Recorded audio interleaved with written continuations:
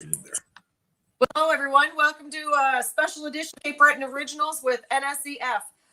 So Charles has a power outage right now. There's been a bad accident out near the 7 Mile Bridge area in Howie Center, Sydney Forks area. And it's been the grid has been taken out right out to Big Pond area or Iona.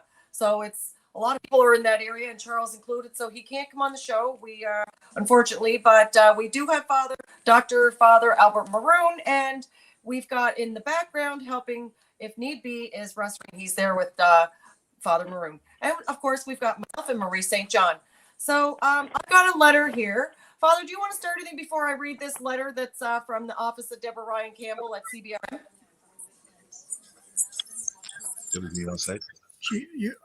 Something I want to say. Well, I just say that it's a very great social injustice which is perpetrated on the CBRM by the province, and even talking in terms of just throwing a little bit of religion in here.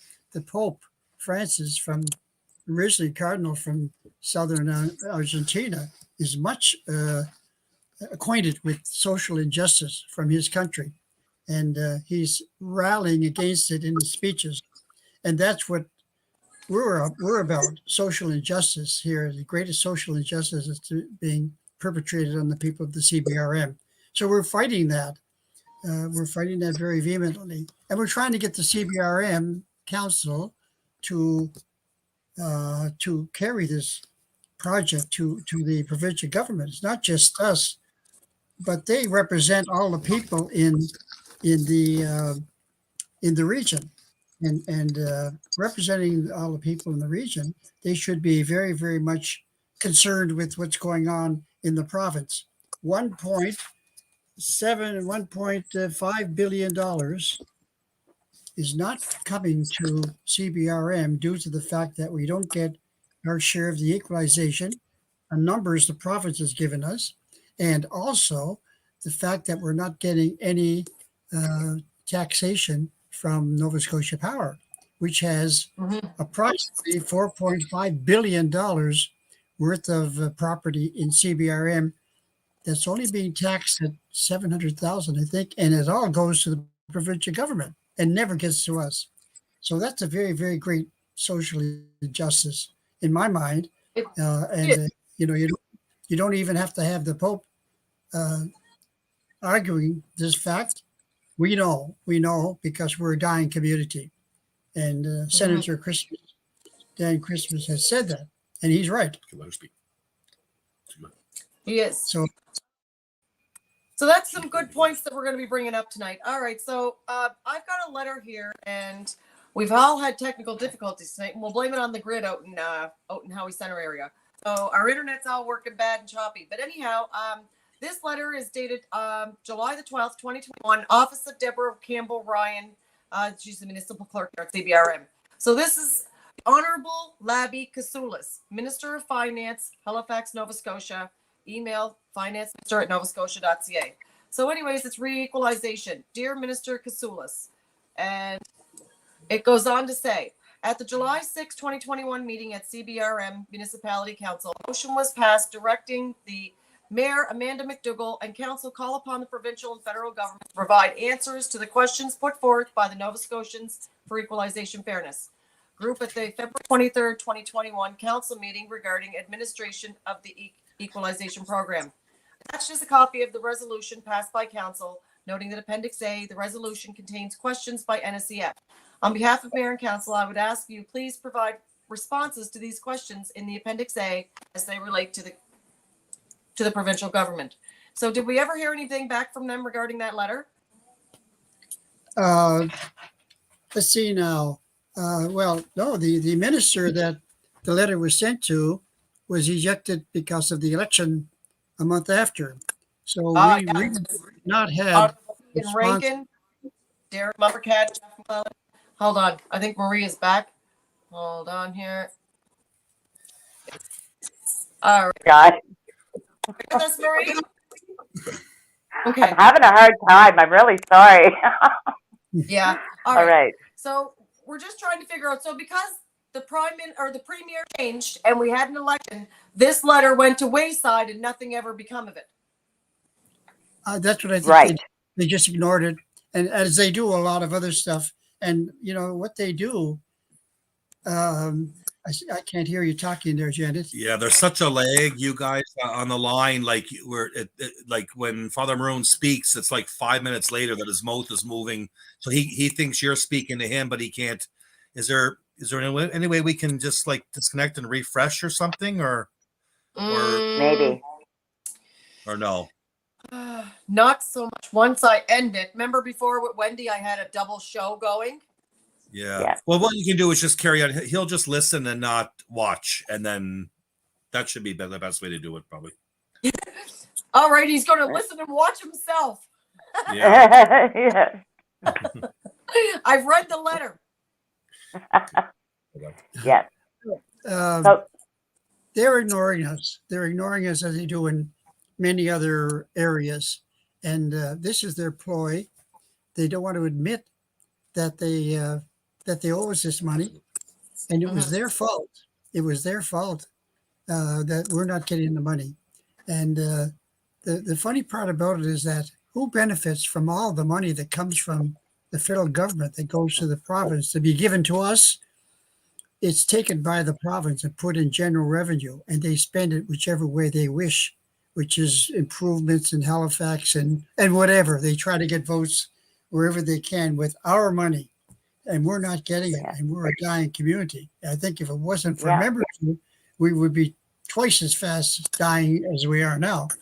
But anyway, we just are suffering a lot. The highest child poverty rate in Canada, the highest unemployment rate, and the lousiest infrastructure. No doctors, no nurses. They're closing hospitals and emergency rooms and so on. I mean, this is incredible devastation to our CBRM, and we must continue our fight to stop this. And the CBRM council should be it should be their fight, because they're representing the people, and they should be. It's not just transmitting our questions to the provincial government. They voted. The question should go to the government, and they should be answered. Yes. We do have some good ones fighting for us. We do. Erlene is good. Gordon is good. We see lots of good coming out of them, but the rest, they got an awful lot to stack against them. It's hard. I would like to see more being done, right, about this, but they were also excited when they got that 15 extra million. Right? Everybody got very excited about that, but there's a lot more owing than that. Right? Where's that 15 million going? Well, 15 million, it certainly doesn't compare to the 1.5 billion that they owe us, is it? It's right. Very, very small exactly fraction. that. It's spit in the But bucket. people don't know that. Yeah, that's people don't know it, though. And it's a shame that we should be out in the street marching, as we did when we had the good unions here, the big unions and so on. We wouldn't allow that to happen. And I agree. Just questions that a small group has proposed. The CBRM voted that they would put the questions to the government. And so it's coming from the CBRM, as it should. Unfortunately, we're doing their job, and that's not fair. No. So what do you propose we could do about this? Like you say, you want us to kind of take it to the streets at this point. It's like we got to organize people to group together to let them know how serious this is to all of us, not just a couple of people from a little group. We are all of Cape Breton, well, CBRM, who has a concern. I know one concern I have is about our water. We are behind in our wastewater cleanup, and way far behind. Is that not municipal? Yes, you're very, very right there, Marie. As a matter of fact, we're forming a committee of people from Floral Heights and their adjoining areas and ourselves and all around. that are going to investigate the results we're getting from our testing. Yeah. I have paid for all the tests so far. I spent $30,000 a year fighting this battle, maybe more. And you shouldn't have to. Yes, we have good results showing that we're being in a toxic situation, that those wells are being exposed to toxins from the old Sydney dump, from what went in there years before, and what went in there during the demolition of those two oil-carrying freighters that carried fuel. Exactly.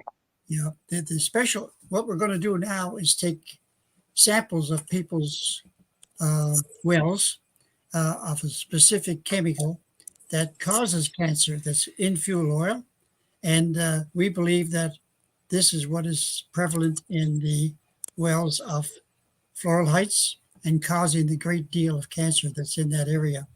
Wow. Untold. I have a lot of concern over that as well. I do feel like, I know there's many areas throughout Cape Breton that things have been hidden and that are causing a lot of health issues. And they don't want to talk about it. But the problem is, if they're getting this extra money, I don't give two boos about a library or any little other building, for that matter, that they want to build. Never mind what's on top of the ground. We need to worry what's underneath us, all around us, and what the heck we're putting in us.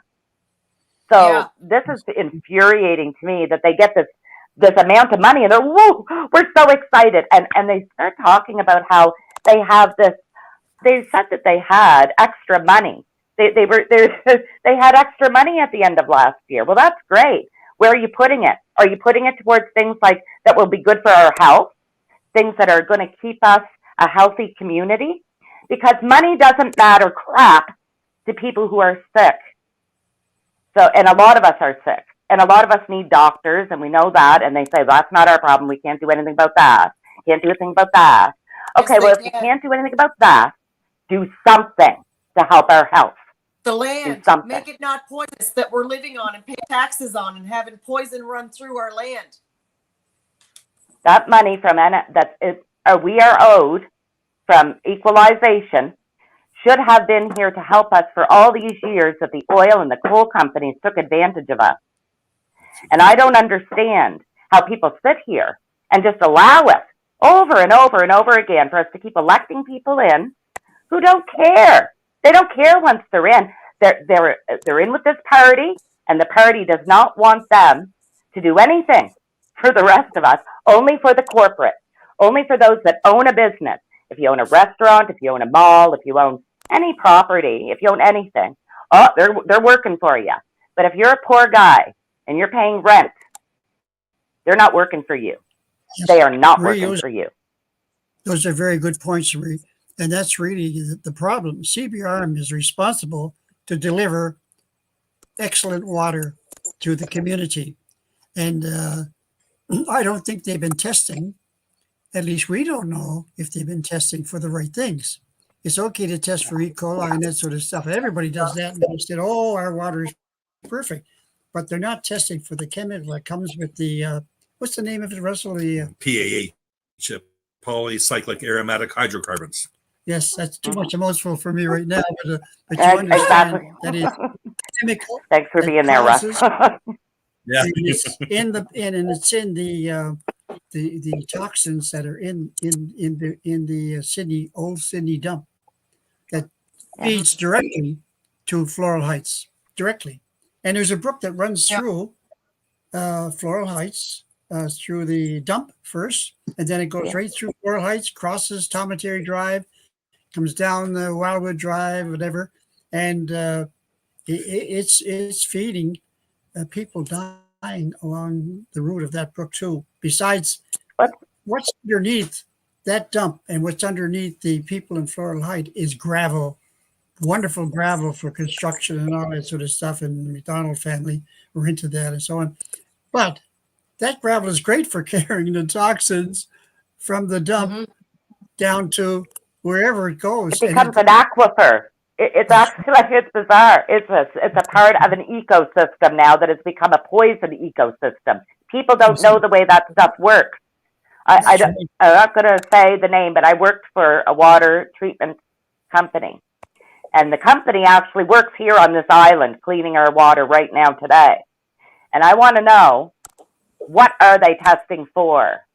And I don't believe they're allowed to tell me this, because when I call and ask questions, I'm directed to the CBRM. Right? That's right. They don't want to it's a tell you. private company with a city, and the two of them cahooting, and a guy like me, you don't need to know that, Marie. What are you asking these questions for, Marie? Who are you? What do you do? What do you rent? Do you rent? Why are we going to answer you? Yeah. Right? We're paying. The way it is. Just Yes, the way it is. And we're paying for all this. You know, we're the CBRM here. British Petroleum is a multi-billion-dollar corporation. It's their fuel, and we are putting it into our systems all across CBRM, and the island of Cape Breton, as a matter of fact, because once they filled up the 4 big dumps that are in Sydney, North Sydney, Glace Bay, and Waterford, they looked for new places to put the. I think there were 9 more. Was there 9 more areas around the Cape Breton Island? There's 18 sites total throughout Guys Road County and Cape Breton. 9 are in Richmond County, and the other 9 are in Guys Road, and the other 9 are here. We know of 4. We don't know where the other 5 are. So, but you have to remember, it's not just the Floral Heights thing. There's 2 locations in Glace Bay that has this oil buried, and then there's the Brogan Strip mine over in Pinacony. It has it, and there's other ones we don't know about, but that's the report we're trying to get. And and I should just clarify for the public, we don't know for sure that this is getting into people's wells. We can't say that legally because we don't have that evidence yet, but we're testing for it, and when we get it back, it's not coincidental that there's a huge cancer rate for the residents in Floral Heights. That's not random. No. Well, we had the people that Father Maroon is paying for to test the water, that they the only thing that they had to do to help us was to canvass 20 of their neighbors, 10 on either side, and one guy had 18 out of 20 had currently had cancer. 18 out of 20 of his neighbors, and another guy was 17 out of 20. Alarming.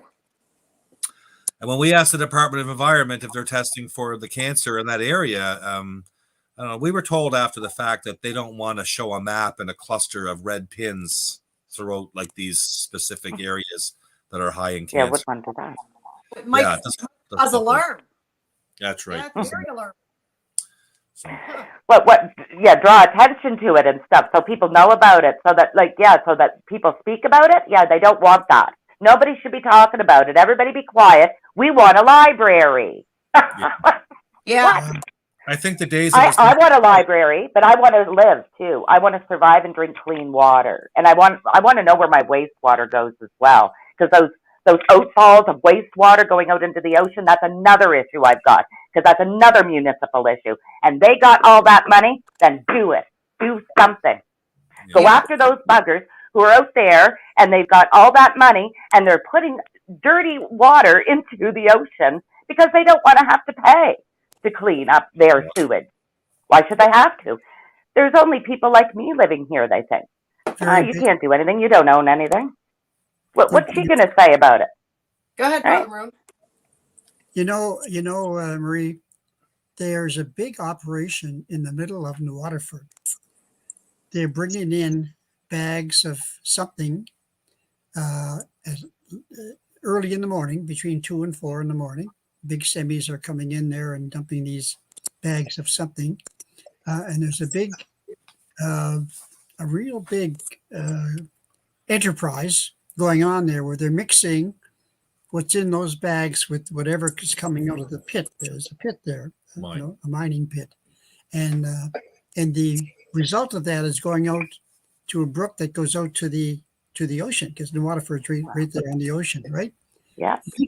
You know what? It's surrounded by a 6-foot wire fence topped with barbed wire, and you can't get close to that place. The security will come over and tell you to bug off. Really? You're not allowed near the brook that's carrying that debris, whatever it is, out to the ocean. And they're not telling you what they're mixing with that mine water. And as a matter of fact, we had an informant that told us that those four-wheel drives were rented from the company that she and her husband owned, and they were used to go into the area around that operation in the Waterford to see how to collect samples. They didn't know what they were collecting. They didn't tell them. The people are from away. They're not from here, and they did all this collecting to see. We know how far out that pollution is going, that toxic pollution. And Wow.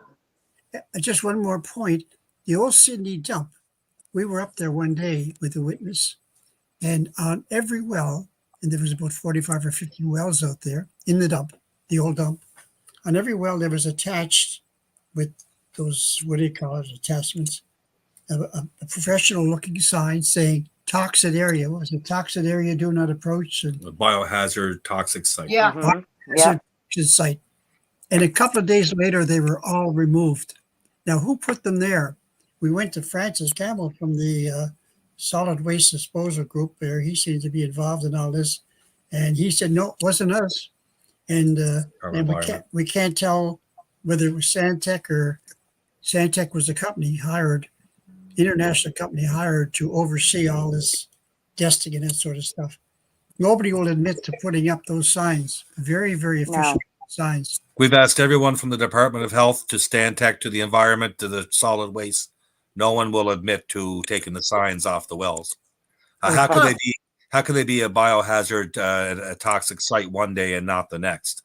And not only that, the federal government has a toxic site database, and I can send you the link, and you can look at it, and you can zoom in on an area like a map, like Google Maps, and it'll show you. Please do that, Russ. We'll send it so everyone can look at that. Yeah. Sure, and it'll show you dots that are considered contaminated sites throughout Canada, and you can check any city across from Vancouver right over to St. John, Newfoundland. But guess what? The Woodbine dump is not listed as a toxic site. Now, how can that be? It's a former dump. There are the location of the Woodbine dump is out on the number 4 highway, the Green Meadows Road. No, it's actually the actual way you get to it. It is close that way, but the actual way you get to it is off the Gabarouse Highway. And it's only about maybe 6-7 kilometers out from the Rotary, at the top of like the 125, and then it's on the road called the Woodbine Road, and there's only one mini home there, and then the dump is next to it, and that's it on the whole road. Wow. Yeah, but as a bird flies, it's about 1.5 kilometers from Floral Heights. Hey. Uphill. Wow. Okay. So. Well, it seems like there's a lot of places, and there was somebody mentioning about Big 8 water. Where do they get their water from? They get it from New Glasgow, from a company. Sobeys owns it. It's a place in New Glasgow. I think they were the ones who bought do you guys remember the one in the pier years ago? And it was called, behind Elmwood School. Yeah, it was called Crystal Springs. Yeah. Well, they bought it for a lot of money back in the day. I'm not sure I think it was Sobeys that bought it, if I'm not mistaken. I could be mistaken there, but they bought it for a lot of money. The next day they closed it down. I don't think they were testing it for, I mean, it's right across the street from the dump and the coke ovens. I mean, yeah, I agree. Although now, how silly was that they would have done that? Right? Why would they do that? Like, that's just logic to me. I'm just a person, right, who doesn't do science or none of that. There's a dump there. Why would you put water source? Why? I went to school on Shendale Drive, Elmwood, the bottom of Shendale Drive, and I went to school there. We used to drink out of that spring before it got sold. We used to have a little spigot, and it just used to pour out, and we would just drink it. Yeah. Well, it's not pretty, the water situation, but we'll tell you this much, then we'll get back onto the CBRM. But we'll tell you this much, just this morning alone, between say 9:30, 10 o'clock and noon, we heard from 16 people who are going to be on our board to investigate, and they're scientists, and they're geologists, and they're people who've worked away, who have environmental degrees and so forth, that are living back here now. And so I don't know. That's I don't know how the powers are going to deal with this board, because we got some people coming on like Diana McKinnon Furlong and some solid people. We love Diana. Yeah. So we got some good people coming on that board. And we'll certainly keep you informed about the findings that we make, because you're very, very important. You have a good following, and you're not afraid to speak your mind. And that's what we need. We need fighters. We need them in government. We don't have them in government. They get out there and they got to protect their stakes in government, and they're becoming their little party.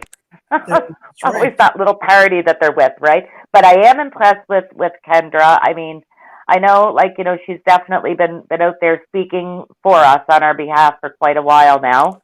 I don't know. I don't know where she gets that gut from, but boy, I'm proud of her for being a Cape Bretoner. I'll say that. I watch her avidly, and I'm telling you, she does a lot. And let's not forget the fact that Gary Burrell, her boss, is giving her that latitude, where the other party leaders don't give their people that latitude. Right. Because that's not exactly. This is not about an NDP thing, because the previous boss, Daryl Dexter, certainly didn't behave like that. No, let's right. Call a spade here, and you're right.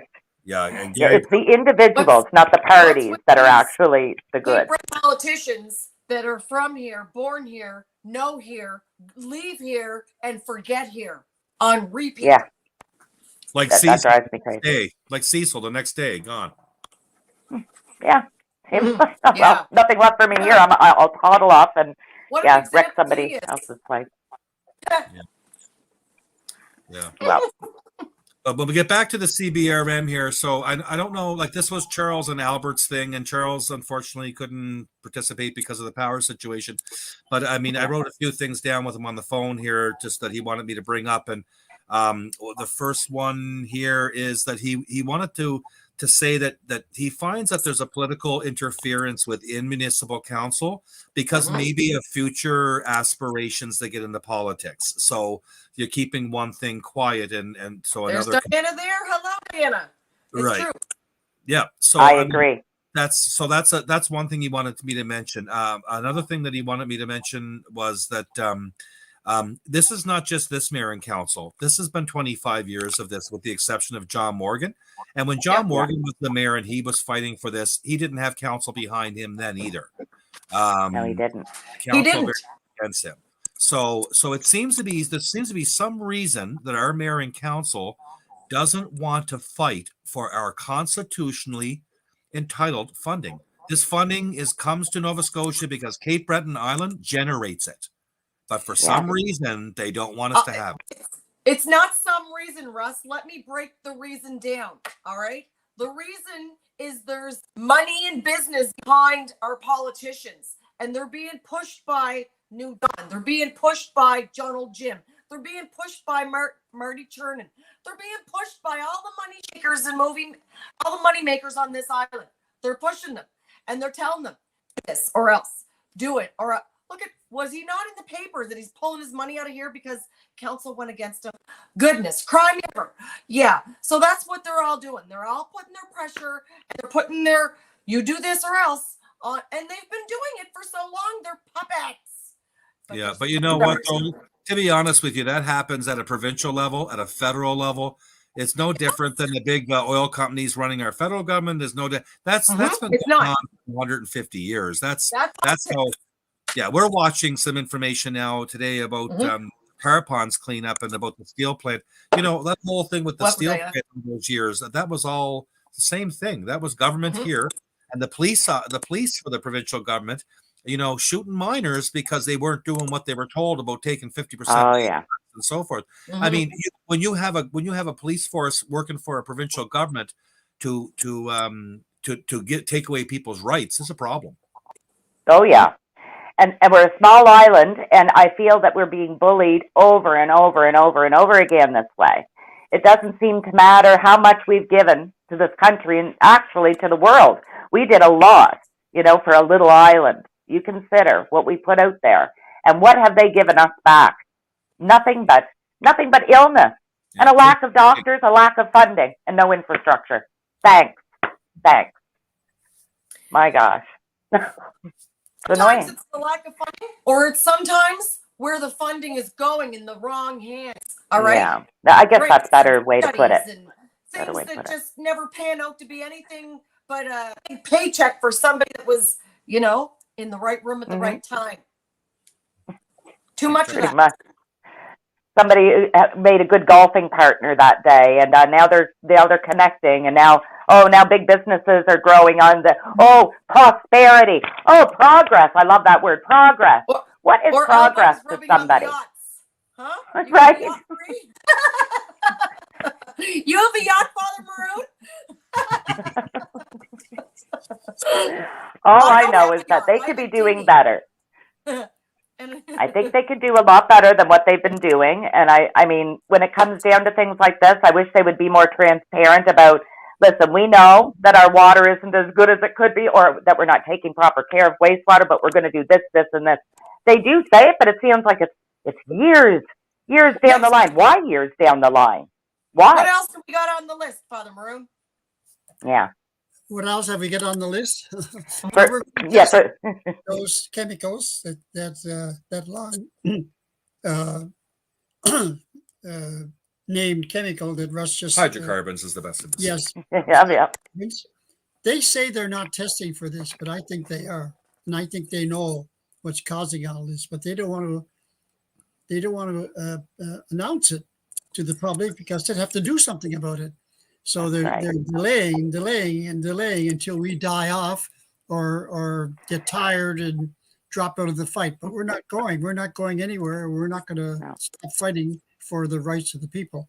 And the people are starting to meet me on the street and say, you know, we saw your article in the paper, we read it, and it's very good and so on. So we're getting a lot of support from people, and people like yourselves that are very, very, you're knowledgeable and you're into their faces. So little by little, I tell you, Russ wants everything to happen yesterday, but I'm telling you, Russ, you got to be patient. It's a small process. It's been getting worse and worse through the years. So to get rid of it. Well, Diana Furlong's got a good question here, Russ and other. Have we ever met with the other Nova Scotia Municipal for Equalization Fairness groups? Yeah, they don't have any Equalization Fairness group. We are the only Equalization Fairness group. You're all of Nova Scotia. And we tried. Yeah. And we tried. We give them our information. We sent, we asked to be invited to their group or whatever. But they seem to be happy with the little 6% of what they should be getting. We have it all documented, how much the province said that each one of those communities should be getting. We have that all documented from the province. And 51% is supposed to come to CBRM and other amount, because we're the worst off of all those regions that they've identified that have. Aren't we always? Right, with the highest population, and yes. Right. Halifax don't need it. And Antigonish, I think there's maybe one other. Chester. They're the only 3 areas that were identified as having enough. But we have, our budget is $150 million a year. The next lowest budget in Canada with our population, their budget is over $400 million, over 2.5 times what we have for a budget. And the others are up around 600 million and so on, 500 million and so on. I mean, we have an old infrastructure too, which requires years, water and sewer and so on. I know fellows that work in that business, inspecting sewer pipes and water lines and that sort of stuff, and they say almost every street needs a new. And that sort of stuff. They're corroded, they're broken down, and that's normal. But we're so that all of these require refurbishing, and we're not getting it done. We're not, and these fellas tell them, look, you've got to do this. Oh well, we'll do this little patch, and then we'll do the other when when we have the money or whatever it is. And I find they put it on a list, right? A list of things to do that never get done. They never get done, Marie. Yeah. Just like the sewage. Oh, we'll do that, and what was it, 8 years or 9 more years? That was supposed to be done a couple of years ago. Yeah. Why are they given this extra time? And now they've actually been fined. They were fined for not having it done in time, were they not? I thought I read that they were fined, but I'll have to relook at that. That was about a month ago I was looking at that. I believe they were fined for not having it done in time by the environment, by the, you know? So you're wasting money by not fixing it. Exactly. Exactly. Well, the thing is what we're cash starved, and like I don't know. I just want to go back to what Father Maroon just said here because it's important to absorb it. We did a study, and our municipality operates of 100,000 people on $150 million a year, and we did a study for similar municipalities with less people, like 87, 92,000, like Kingston, Ontario, Coquitlam, BC, right across the country. And their budgets are between $450 and $550 million a year. So the reason why equalization is coming to this province is because the government in Ottawa recognizes that we're living below a standard.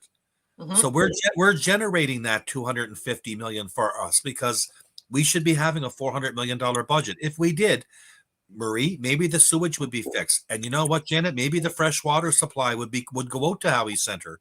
I live in Howie Center and on the main road, and we've been lugging drinking water to our house for 30 years.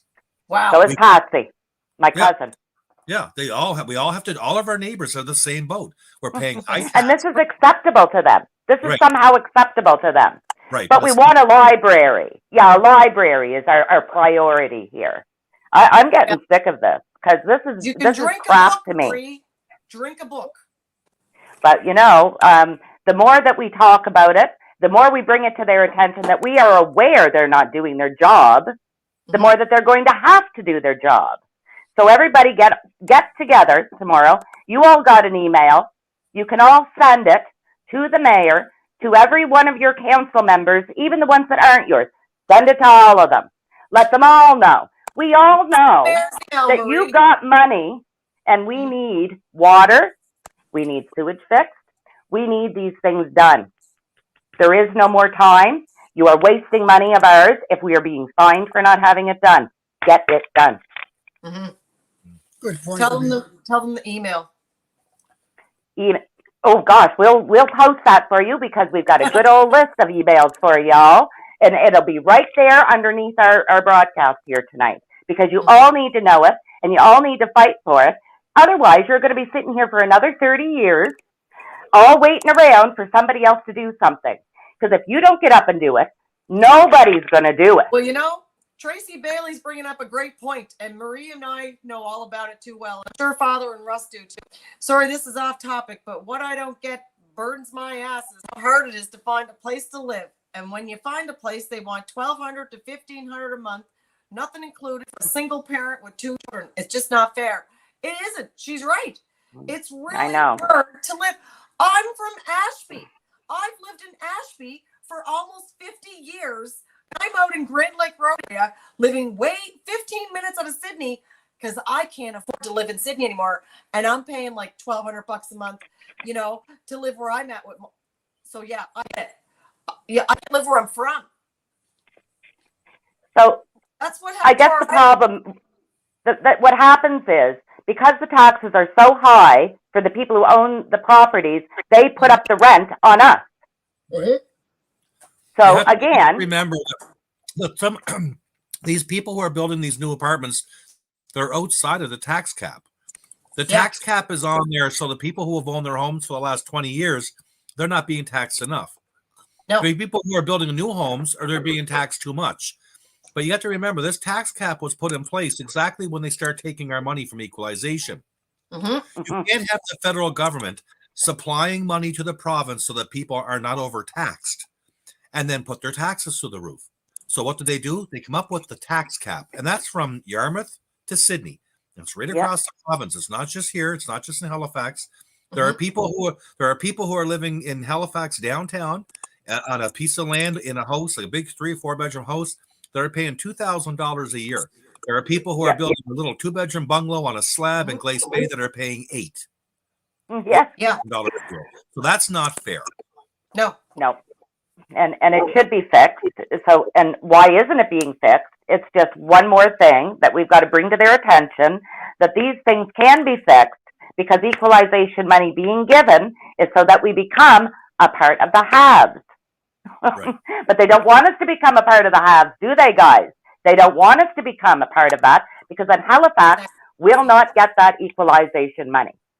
So if they Yeah. let us catch Exactly. up in any way, they won't be given it anymore. And everybody has to understand that this is exactly why we don't get it.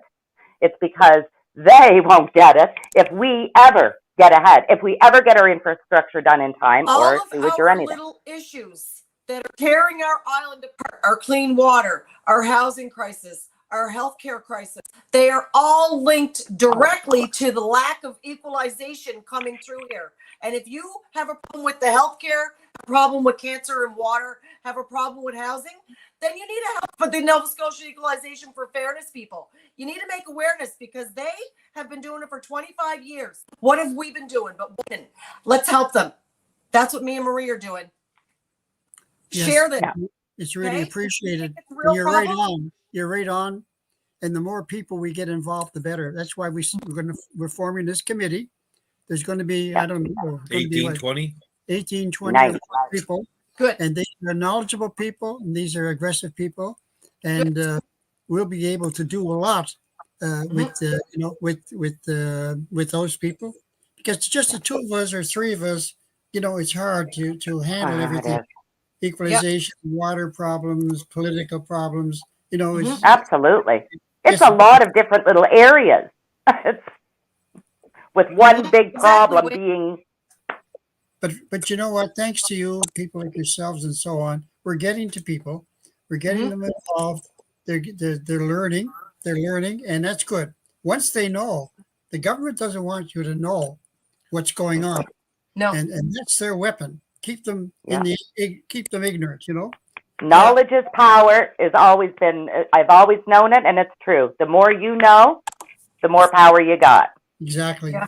Exactly. Yeah, you're right, Marie. And Janice, you're doing a great job, and Thanks, Father. we'll support you, and I know that you're supporting our efforts. Absolutely. And the government's not going to be able to get away with this for much longer. Not if we stick together. The people have to stick together. And they have to start voting intelligently rather than just for political parties. I don't like this idea of saying we've always been liberal or we've always been conservative, and we're going That's a problem. no matter what they do to us. We'll just ignore that and keep, voting for the same idiots that are screwing us all over the map, So They're forgiving their abusive parent, basically. Yes. They're basically just saying, okay, it's what we got to put up with. It's just what we got to deal with. No, it isn't. You're all grown-ups out there now, and make a decision for yourself.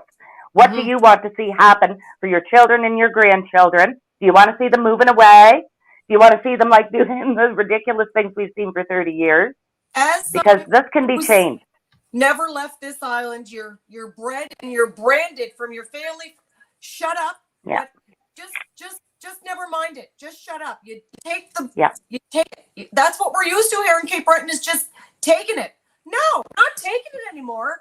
We're fighting for it, and we're going to take our island back, and we're going to get what's rightfully ours. Yeah. That's what we're going to do. We have two young people on our board of the NSEF. One's only 16 years of age, and they're starting to mobilize the young people. And in the couple of years' time, they're going to be the voters. And they're the ones that are most affected. They don't want to go away to work. The work should be here. The good job should be here. And they should be there with their grandparents and their parents and so on. And grandparents are great babysitters too. They get they love the grandchildren, and they teach them. They have time to teach them. They're retired. They're with them all day long, and that's very, very important. People don't realize that go away. Put their children into daycare or whatever it is, and they don't know what the hell is going on behind those doors. But when they're taking care of the children, they get love and they get instructions. And that's very, very important for the young people. They're not getting it from their parents. They're too busy making a living. I can't. I don't blame them because they're tired when they get at home, and they be involved. So, but the kids having nice quiet times with their grandparents and eating the cookies and drinking the milk and that sort of stuff, it's Yeah.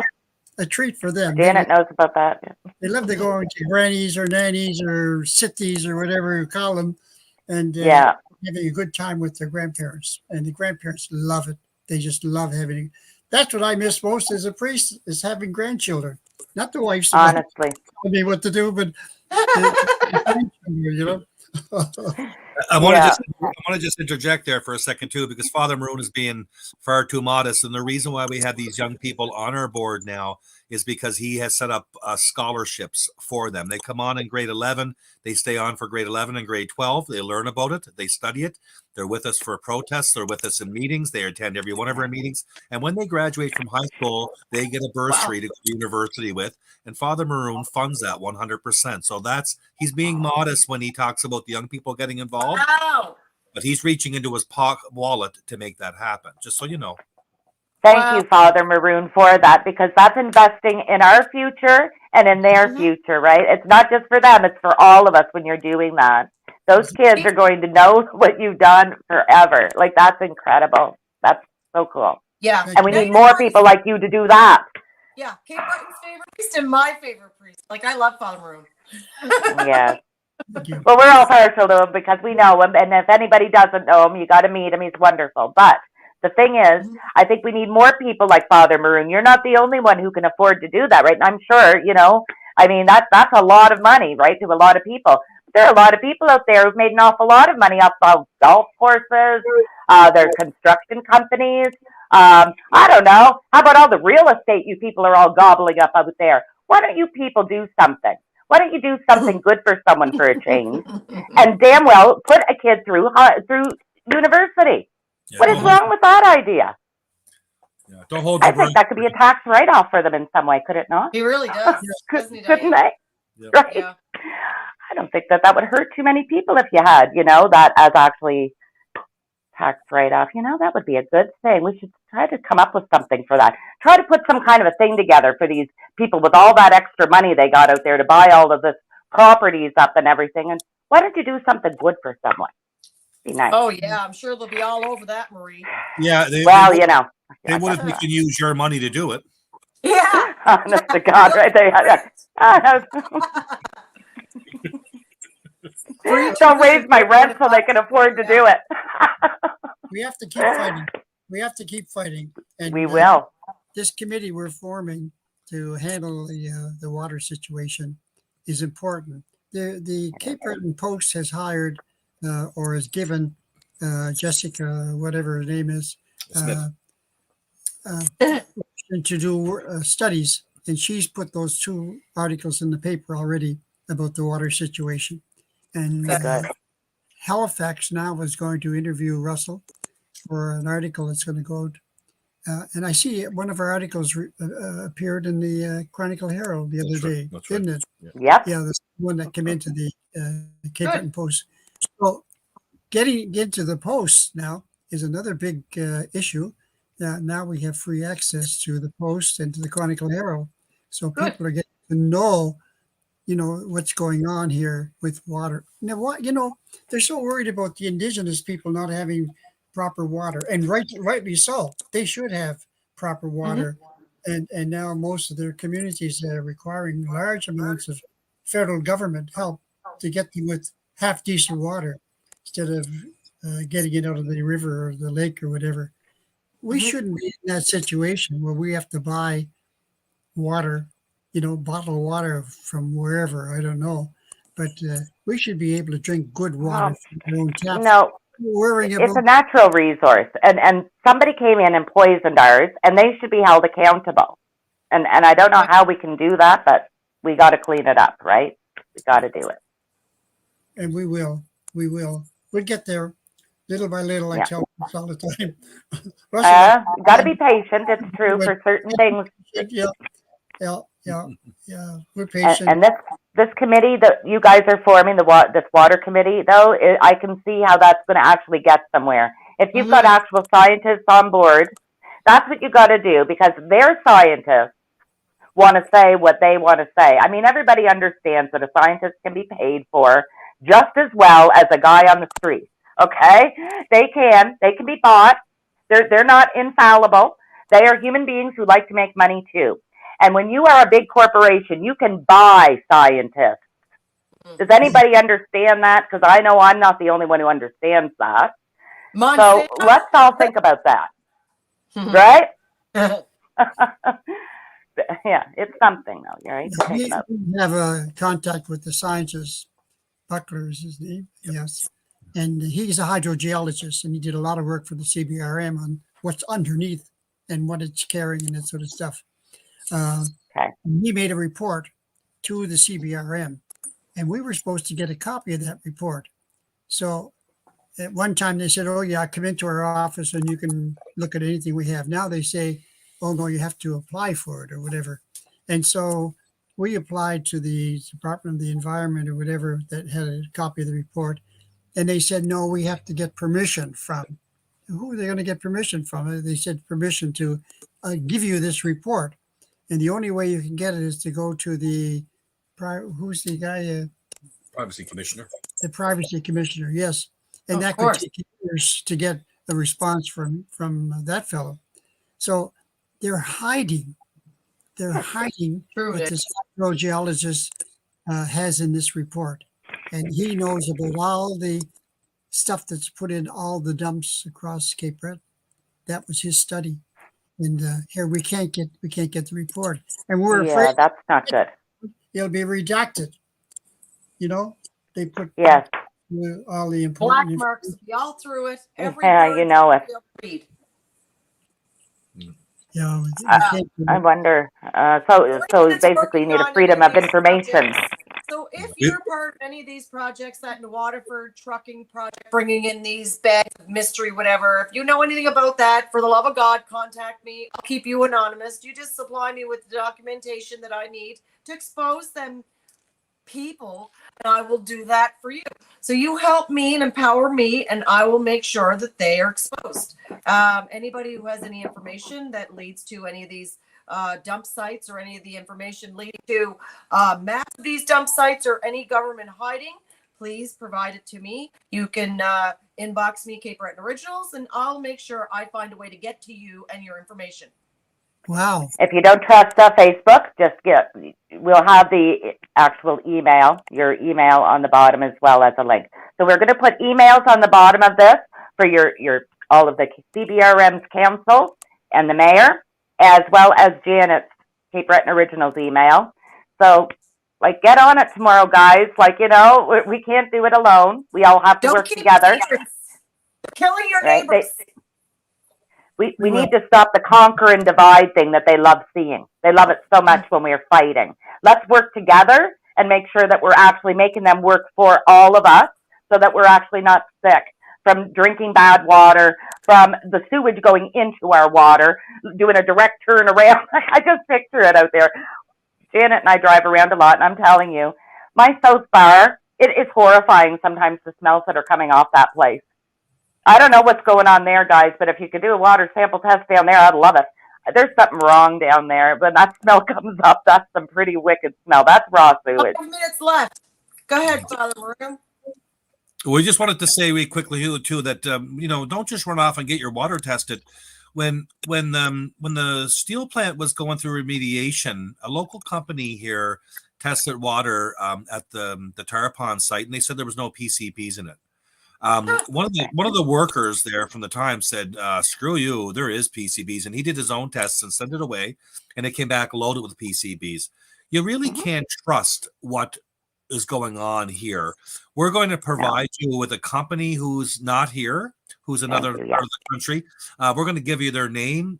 We've talked to them about our situation. We've been assured that there will be no influence or interference with water testing.